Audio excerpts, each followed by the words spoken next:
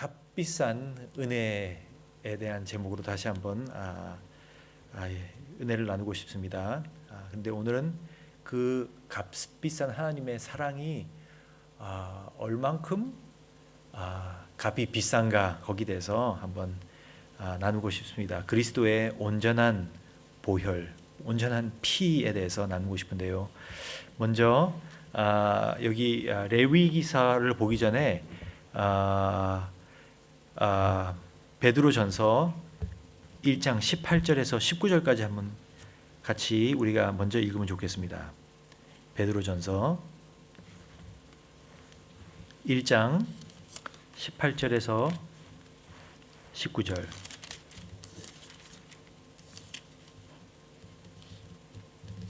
한번 같이 읽어볼까요? 네.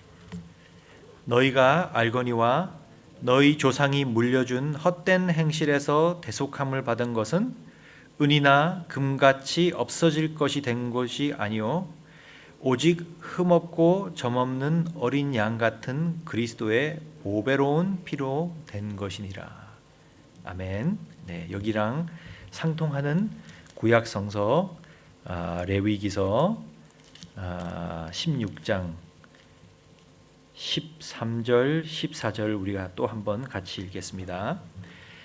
야훼 앞에서 분향하여 향연으로 증거계 위 속죄소를 가리게 할지리니 그리하면 그가 죽지 아니할 것이며 그는 또 수송아지의 피를 가져다가 손가락으로 속죄소 동쪽에 뿌리고 또 손가락으로 그 피를 속죄소 앞에 7번 뿌릴 것이며. 아멘. 우리가 오늘 읽은 일이 속죄일입니다.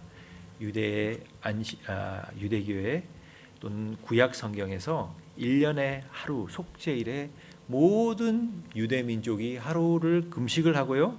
또 대제사장은 분향 이 향유를 가지고 속죄소 앞에 지성소에 한 번 들어가죠.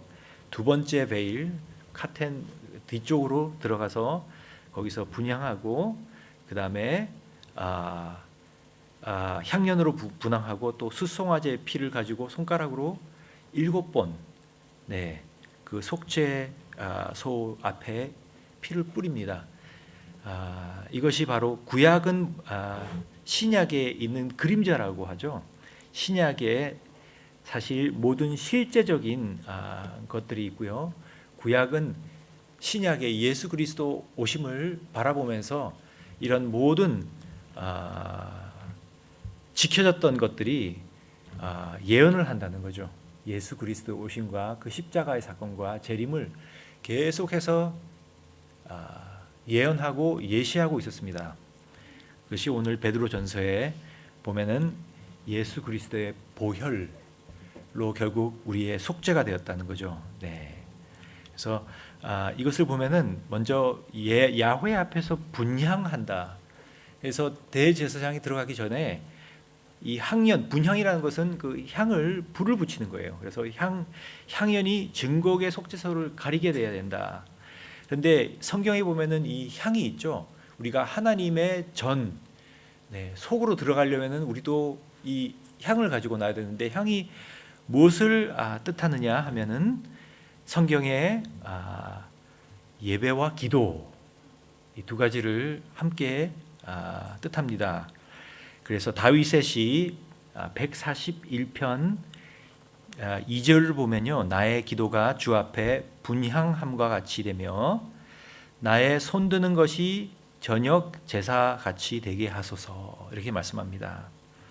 그리고 계시록 8장 3절을 보면요. 또 다른 천사가 와서 제단 곁에 서서 금향로를 가지고 많은 향을 받았으니 이는 모든 성도의 기도와 합하여 보좌 앞 금제단에 드리고자 함이라.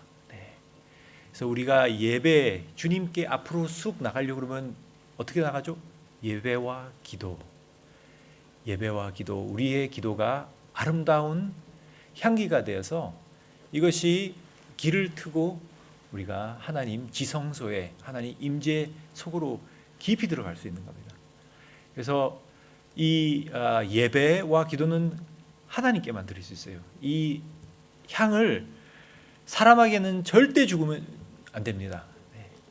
구약 성서에서 하나님께만 드리게 돼 있고, 그 다음에 그 후에 이 피를 가져가 손가락으로 속죄소 동쪽에 뿌린다는데, 이 동쪽은 지성소의 입구에 들어오는 곳이고, 손가락의 피를 속죄소 앞에, 그 속죄소에 하나님의 임재함이 있었어요. 그래서 거기서 하나님이 우리를 만나준다 그랬거든요. 7번을 뿌린다 그러죠. 7번. 7번이 성경에 보면은 계속해서 7이라는 숫자가 나옵니다. 애널라이즈 하면은 계속해서 7번이 자연스럽게, 7이라는 말을 만들려고 그런 게 아니라 계속해서 나와요. 7은 어떤 숫자죠? 온전한 숫자. 네, 맞습니다.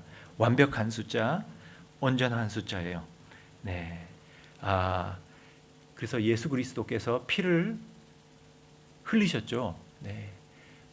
십자가를 지시는 동안에 피를 많이 흘리셨어요. 그리고 돌아가셨는데, 이게 바로 우리를 향한 하나님의 께서 이 값을 우리를 위해서 지불하신 거죠. 7번을 뿌렸는데, 이걸 한번 보면 좋겠습니다.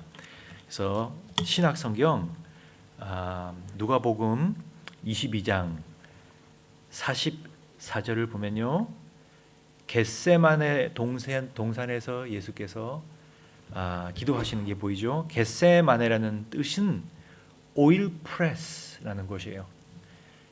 기름을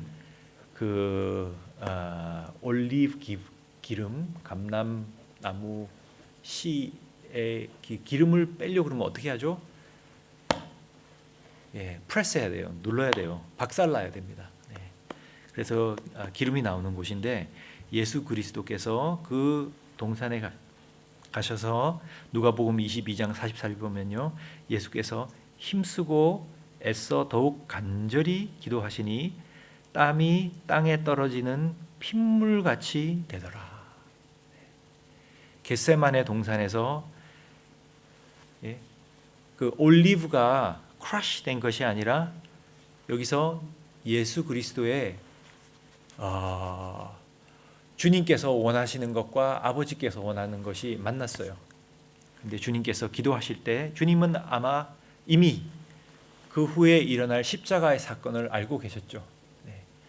그래서 기도하시면서 이 프레스된 거예요. 기도하시면서 이런 기도를 하시죠.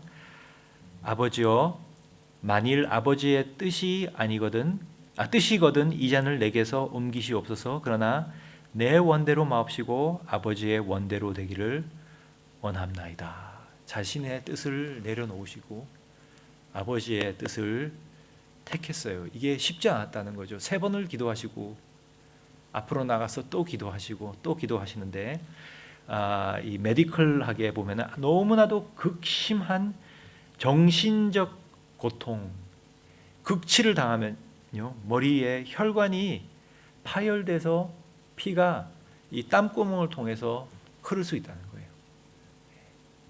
여러 가지 육체적 고통, 정신적 고통도 심했겠지만 영적인 고통, 아버지의 관계가, 자신이 인간의 인류에 쌓여왔던 모든 죄가 한순간에 예수 그리스도께 옮겨질 때, 어찌하여 아버지여 나를 버리셨나이까, 그죠? 죄가 되셨다 그랬어요. 이것을 생각만 해도 치를 떠셨을 거예요. 할 수만 있거면 이 잔을 내게 옮기옵소서. 그렇지만 내 뜻대로 되지 않게 하시고 아버지 뜻대로 되게 하소서. 히브리서 10장 7절 10절을 보면요, 시편 40편 6절 7절을 인용한 말씀이 있는데, 아버지께서 원하시는 게 이 번제라든지 이런 것들을 원하지 않으시고, 원하신 게 뭐냐면은 성경의 두루마리에 적혀 있는 것이 있는데, 몸을 준비한 몸이 있다는 거예요. 그래서 히브리서 보면은 단번에 그 몸을 아버지께 올려드림으로써 우리가 성결함을 받았느니라. 읽어보는 게 좋을 것 같습니다. 히브리서 10장 7절 이에 내가 말하기를 하나님이여 보시옵소서 두루마리 책에 나를 가리켜 기록된 것과 같이 하나님의 뜻을 행하러 왔나이다 하셨느니라. 이게 시편에 적힌 예수 그리스도를 향한 예언이에요. 예수께서 오실 때 그냥 이렇게 번제를 드리면 얼마나 좋겠어요. 그런데 하나님께서 주님을 향한 뜻은 그게 아니었다는 거죠. 그 주의 말씀하시길 주께서는 제사와 예물로 번제와 속죄를 원하지도 않으시고 기뻐하지도 아니하신다 하셨고 이는 다 율법을 따라 드리는 것이라 그 후에 말씀하시기를 보시옵소서 내가 하나님의 뜻을 행하려 왔나이다 하셨으니 그 첫째는 것은 패하심은 둘째 것을 세우려게 하심이라. 이 뜻이 뭐죠? 하나님께서 주님을 향한 뜻이 이 뜻을 따라 예수 그리스도의 몸을 단번에 들이심으로 말미암아 우리가 거룩함을 얻었노라. 아버지의 뜻은 예수님께서 자신의 죄 없고 흠 없는 몸을 십자가에서 제사로 올려드리는 것이에요. 아멘. 그 뜻에 순종하는 곳이 바로 겟세마네 동산이었습니다. 두 번째를 한번 볼까요? 마태복음 26장 67절 여기 보면은 주님께서 유대인의 공회에 있습니다. 이제 이른 아침이죠. 겟세마네 동산은 그 전날 밤 동안 기도하시고 그 다음에 주님께서 아버지의 뜻을 따르겠나이다 하니까는 금방 이 군인들이 왔어요. 그리고 잡혀가셨고 그 다음날 아침 아주 이른 아침 이 불법이에요. 사실 해 뜨기 전에 이른 아침에 유대인 공회에서 법을 적용해서 사람을 정죄하는 것은 유대인 법안에서 불법입니다. 그런데 이 사람들이 했어요. 무지한 사람들이 유대인 공회 앞에서 가야바 앞에서 후딱 사람이 모이기 전에 자기네들끼리 재판을 한 거예요. 그래서 재판을 하고 그 다음에 67절 보면요 이렇게 나오죠. 이에 예수의 얼굴에 침 뱉으며 주먹으로 치고 어떤 사람은 손바닥으로 때리며 이렇게 돼 있죠. 여기서 주먹으로 치고 하는 말을요 또 번역할 수 있는데 똑같은 번역을 어떻게 할 수 있냐면은 막대기로 치고라고 할 수도 있습니다. 그래서 어떤 성경을 보면 두 가지가 다 나와 있어요. 이렇게 풀이가 돼 있어요. 여러분 누구 얼굴에 주먹이나 막대기로 이 얼굴을 치면 어떻게 됩니까? 살이 찢어지고 피가 나오죠. 네. 저는 이 유대인들이 이때 주님의 얼굴을 막대기로 쳤다는 것을 믿어 의심치 않습니다. 왜냐하면 미가서 5장 1절 보면은 그렇게 예언이 돼 있어요.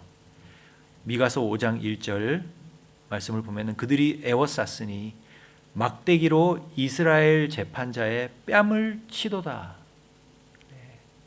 그래서 그리스도께서 오셔서 그 예언의 말씀들이 다 성취될 때 그 유대인 공회 앞에서 두 번째로 새벽 이른 아침에 예수님께서 피를 흘리신 모습을 볼 수 있습니다. 세 번째는요 마태복음 27장 25절을 보겠습니다. 여기서는 유대인 공회에서 이제 예수님께서 로마 법정 위에 섰어요. 본디오 빌라도 앞에 이제 아침이겠죠. 해가 밝고 여기서 다시 한번 고문을 당하셨어요. 그래서 이에 읽어볼까요? 같이. 이에 바라바는 그들에게 놓아주고 예수는 채찍질하고.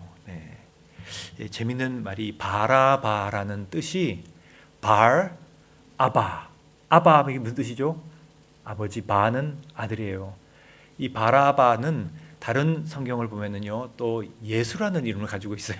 똑같은 예수인데 이 예수가 자기가 아버지의 아들을 예수라는 뜻이에요. 예수님이 왜 처형당했죠? 유대인들이 싫어했던 이유는 아버지의 아들이라고 자청했다고 사실 처형한 거죠. 그죠? 네.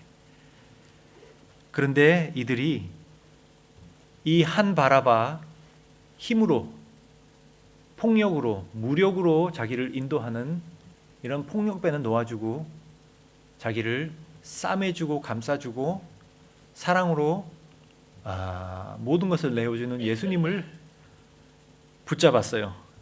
우리는 바라바를 원한다. 싸울 줄 아는 사람을 달라는 거예요. 그리고 채찍으로 예수님을 때렸다 그러는데 이 채찍이 그냥 채찍이 아니라 당시 로마의 채찍은 그 줄 하나하나에 동물의 뼈 또는 금속 조각들이 박혀 있어요. 그래서 이 줄이 여러 개가 있습니다. 그래서 이 채찍이 한 번 등에 후려치면은 그 채찍에 있는 금속이라든지 뼈가 그 살을 찢고 등 속으로 들어가서 살을 후려 파는 거죠. 그래서 살들이 공중에서 아마 날아다녔을 거예요. 그리고 예수님의 등, 뼈, 그리고 살, 근육들이 아마 노출됐을 겁니다. 그래서 예수님께서 당하신 고통이 얼마나 큰 고통이었는가 우리가 성경을 보면 알 수 있습니다. 어떤 마음으로 예수님께서 등을 내어주실까요? 이사야서 50장 6절 7절 한번 같이 보시겠습니다. 이사야서 50장 6절 7절을 보면요, 여기 다시 그때 예수님께서 하셨을 내적인 대화, 기도가 나옵니다. 자, 같이 읽어볼까요? 나를 때리는 자들에게 내 등을 맡기며 나의 수염을 뽑는 자들에게 나의 뺨을 맡기며 모욕과 침뱉음을 당하여도 내 얼굴을 가리지 아니하였느니라. 주 야훼께서 나를 도우심으로 내가 부끄러워하지 아니하고 내 얼굴을 부싯돌같이 굳게 하였으므로 내가 수치를 당하지 아니할 줄 아노라. 네, 수치를 당하지 아니할 한다. 등을 내어줬죠. 예수님께서 그냥 안 내주면 되는데 아버지께